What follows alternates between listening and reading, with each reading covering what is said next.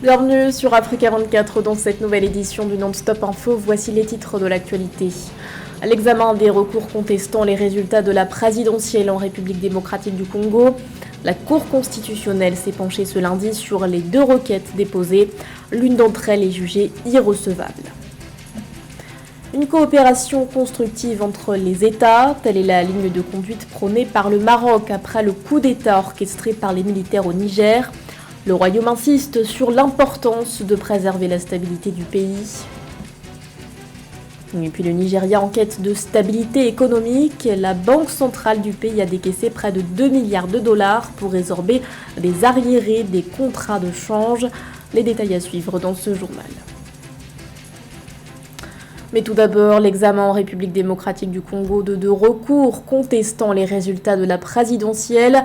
Résultats selon lesquels le président Félix Tshisekedi est arrivé en tête avec 73,34% des voix. Ce lundi 8 janvier, la Cour constitutionnelle a planché sur ces requêtes. La première a été déposée par un citoyen congolais, la seconde par Théodore Ngoy. Le candidat malheureux à la présidentielle du 20 décembre réclame l'annulation du scrutin pour cause d'irrégularité. Pour l'heure, le premier recours est jugé irrecevable.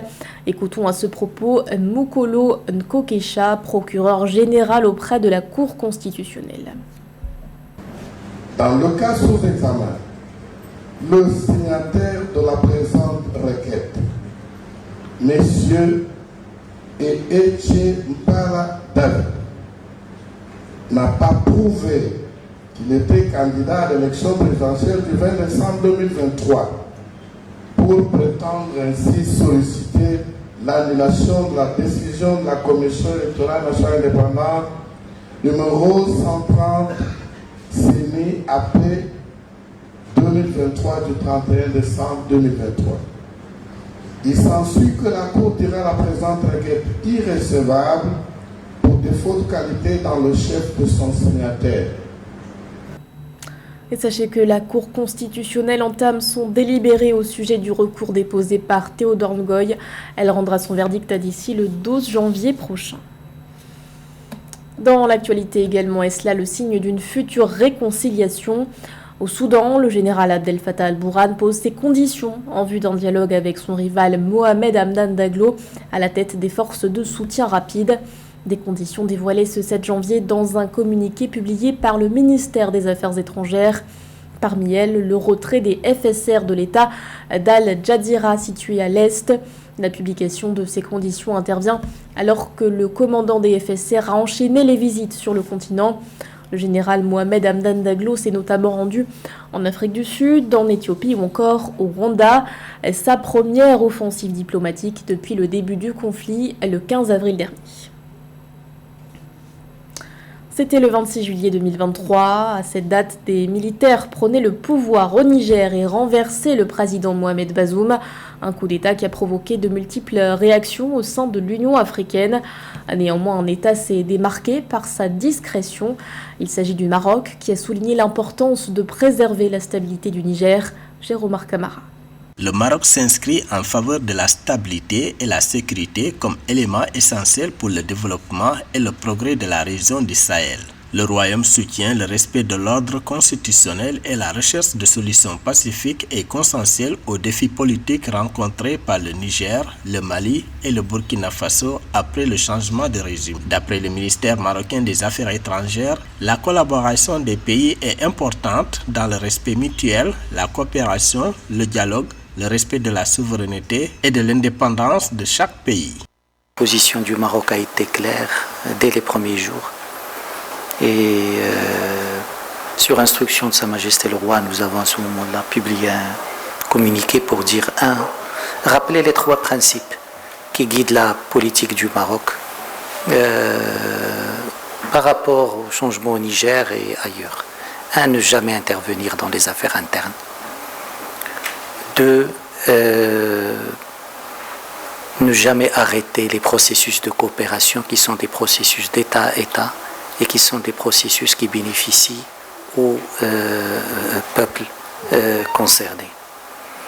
Et 3, faire confiance aux élites, au génie des peuples africains pour trouver eux-mêmes des solutions appropriées qui garantissent leur stabilité et le bien-être de leur population. En outre, le royaume chérifien continue de plaider en faveur d'une approche diplomatique et d'une coopération constructive entre les États, soulignant ainsi son rôle en tant qu'acteur régional engagé pour la paix et le développement en Afrique. Nous avons maintenu tous les mécanismes de coopération. Je pense que les liaisons aériennes ont été maintenues, les mécanismes de coopération restent actifs et nous préparons pour les prochaines semaines la visite du Premier ministre du Niger au Maroc, qui sera l'occasion de parler d'autres projets de coopération de manière plus concrète. Donc on est dans cette lignée et pour nous, la stabilité des pays est fondamentale et la possibilité de processus endogènes pour permettre au pays d'arriver à répondre aux attentes des populations est fondamentale. En tant que pays engagé en faveur de la promotion de la paix et de la stabilité en Afrique, le Royaume du Maroc réitère sa détermination à respecter la démocratie et l'état de droit. La position du Maroc démontre son soutien indéfectible au maintien de la démocratie et de la stabilité en Afrique de l'Ouest et souligne l'importance des solutions politiques pacifiques pour résoudre les crises institutionnelles et politiques auxquelles est confrontée la région. Contre-performance du secteur pétrolier, dépréciation constante du Naira, autant de facteurs qui ont fragilisé l'économie du Nigeria. Pour assurer la stabilité économique du pays, la Banque centrale a déboursé au cours de ces 3 derniers mois près de 2 milliards de dollars, un montant décaissé pour résorber des arriérés. Les explications de Philomène Tine. L'économie d'Afrique souffre depuis plusieurs années de déséquilibres économiques qui ont entravé son développement. La chute des prix du pétrole, principale source de revenus du pays, combinée à une inflation accrue, ont accentué les pressions sur le marché des changes et créé des arriérés dans le règlement des contrats de change à terme. Consciente des enjeux économiques et financiers auxquels fait face le Nigeria, la Banque centrale du pays a consenti un investissement massif de près de 2 milliards de dollars au cours des 3 derniers mois de l'année 2024 pour résorber ces arriérés. Voilà, donc le déficit monétaire au niveau de la balance de paiement par rapport aux encours de dollar américain constaté au niveau de la Banque centrale du Nigeria pourrait être justifié pour plusieurs raisons. Des raisons d'ordre endogène et exogène. Au plan déjà endogène, on peut déjà citer la baisse du coût, notamment du baril du pétrole. Sur le plan exogène, la crise énergétique en Ukraine a créé une crise énergétique énorme. Le Nigeria est confronté à une inflation galopante. Au-delà de ces faits, il y a des faits liés à la corruption au sein de cette banque centrale. Fin décembre 2023, les réserves de change du Nigeria ont atteint leur plus bas niveau en 6 ans à 32,87 milliards de dollars en raison de la chute du Naira. L'unité locale a perdu plus de 50% de sa valeur en 2023, aggravée par la baisse de la production pétrolière. Ainsi, cette décision de la Banque centrale du Nigeria, en plus de restaurer la stabilité économique et de réduire les pressions inflationnistes, démontre la volonté de l'institution financière de soutenir la monnaie nationale du Nigeria, le Naira. Donc important aussi pour le Nigeria de négocier les facilités de crédit auprès du Fonds monétaire international pour pouvoir permettre à ce pays de rééquilibrer sa balance de paiement et pouvoir permettre à sa balance commerciale d'être plus compétitive sur le marché international. Et si rien n'est fait aujourd'hui, la première économie africaine serait impactée en matière d'importation. L'effet de contamination est clair, que le Nigeria étant la première économie africaine pourrait impacter les autres économies qui restent fortement liées en termes de chaîne de valeur de compétitivité par rapport à cette croissance économique nigériane qui est en berne depuis quelques années. Le Nigeria dispose de près de 7 milliards de dollars de contrats de change à terme arrivés à échéance. La résolution de cet arriéré serait une priorité pour le pays, mais la Banque centrale nigériane n'a pas précisé le temps que cela prendrait pour trouver les dollars nécessaires au remboursement des investisseurs. Agro-industrie, textile, confection, cuir et forêt-bois, des sous-secteurs sur lesquels le Cameroun mise pour renforcer la contribution des petites et moyennes entreprises au produit intérieur brut. D'après un rapport des autorités, le tissu économique camerounais est constitué à 99,8% de PME. Joël Ballot. En 2024, le Cameroun compte sur la production locale des biens et de leur consommation pour atteindre un taux de commande publique de 60% avant 2030. Décidé à prioriser l'import-substitution dans la contribution des PME à l'économie nationale, Achille Basilekin III, ministre en charge des PME, de l'économie sociale et de l'artisanat, consacre son action au développement des chaînes de valeur et à la structuration d'unités industrielles. Il s'agit en fait de dynamiser le nombre d'unités de production industrielle pour donner un contenu à la vision du chef de l'État, qui est celle en fait de voir le Cameroun monter en puissance dans la mise en œuvre de la politique d'impôt-substitution. En 2022, les unités industrielles ont atteint un effectif de 349 722 sur le territoire camerounais, l'équivalent de 99% du tissu économique national, selon l'annuaire statistique 2023 du ministère chargé des PME. Conscient de l'importance des PME dans le développement économique, les autorités locales ambitionnent de renforcer la structuration des unités de l'économie sociale. Les unités de l'économie sociale, comme vous le savez, ce sont des groupements d'initiatives communes, ce sont des coopératives qui participent en fait à la mise à disposition en fait de la matière première qui par la suite est transformée.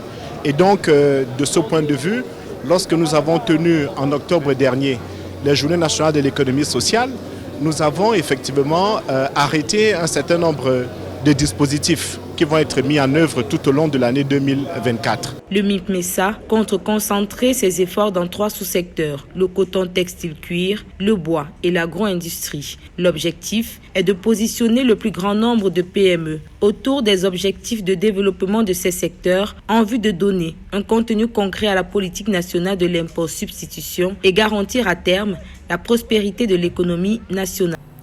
Il est le 3e pays d'Afrique le plus peuplé. D'ici 2030, l'Égypte pourrait compter 120 millions d'habitants.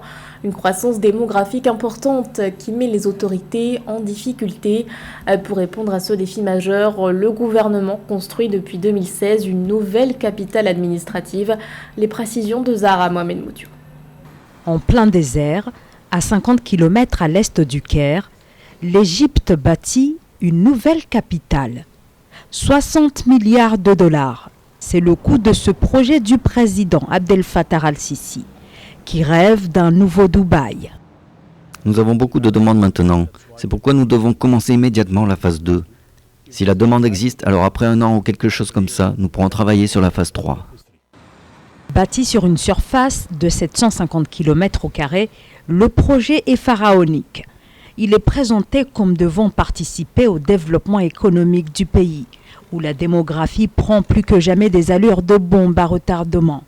Dans la capitale, par exemple, on compte aujourd'hui 20 millions d'habitants, 50 000 habitants au km². La capitale est au bord de l'asphyxie. Dans la nouvelle ville, encore en construction, les autorités font le point. Nous recevons près de 48 000 collaborateurs chaque jour. Tous les ministres et certaines autorités et organisations publiques travaillent à partir d'ici. C'est depuis mars dernier, début juillet, que tout le gouvernement travaille avec moi, à commencer par le Premier ministre et tous les ministres et toutes les entités. 8 ans après le lancement de ce projet connu sous le nom de Nouvelle Capitale Administrative, son inauguration officielle est toujours attendue. Celle-ci a été repoussée à de nombreuses reprises et le chantier pourrait durer encore plusieurs années, malgré les avancées présentées par le gouvernement. Dans le reste de l'actualité, l'épidémie de choléra s'aggrave en Zambie. Selon les derniers chiffres publiés ce 7 janvier par le ministère de la Santé, 27 personnes sont décédées au cours des dernières 24 heures.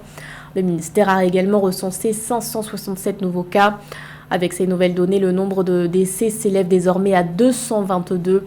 À noter que l'épidémie s'est propagée dans 31 districts. C'était le journal de la rédaction. Merci de votre fidélité. L'actualité continue sur Africa 24.